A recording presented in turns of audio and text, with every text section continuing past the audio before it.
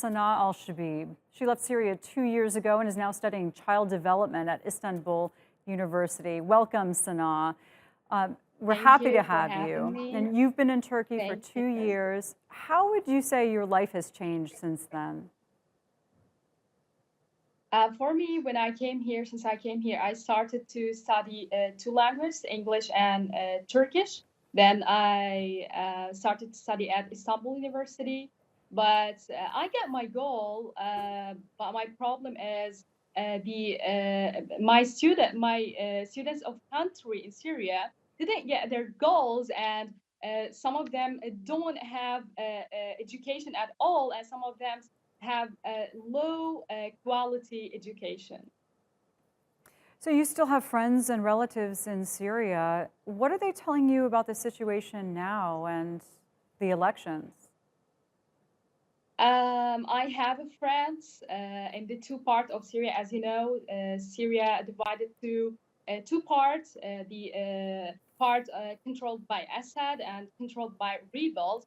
The friends and relatives in the part controlled by Assad told me that imagine I have a friend who studies at Damascus University. Told me that the university told them that who don't elect Assad will give him a zero in the practical test, and told me that Mm.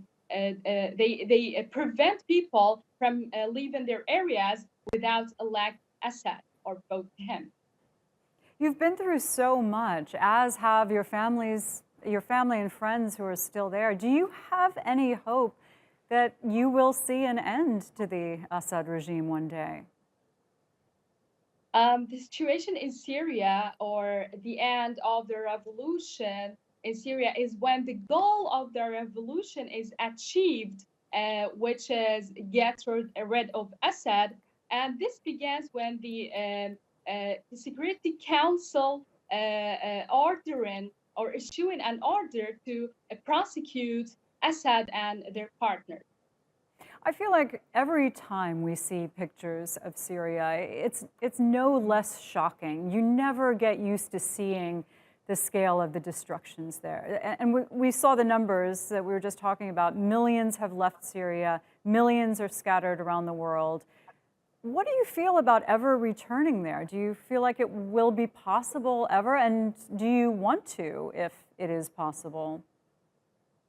We can return to Syria in one case, which is um, get rid of Assad, or we can say if we could, no, just a moment. Okay, if the Assad and their partners who has had a bloodshed of the Syrian people are put on trial. And how do you feel about the international response that there has been? People around the world have been watching these stories for a decade. It's important to hear accounts like yours of real people who really lived there and managed to leave. How do you feel about the response to what has happened in Syria? You mean about international community? Yes. Okay, for me, for the election, Assad staged a play that was green-lit by the international community who guaranteed his survival despite 10 years of displacement, killing, and all incriminating evidence against him.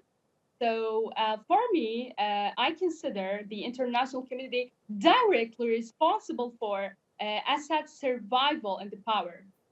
Sana, thank you so much for joining us, and we wish you the best.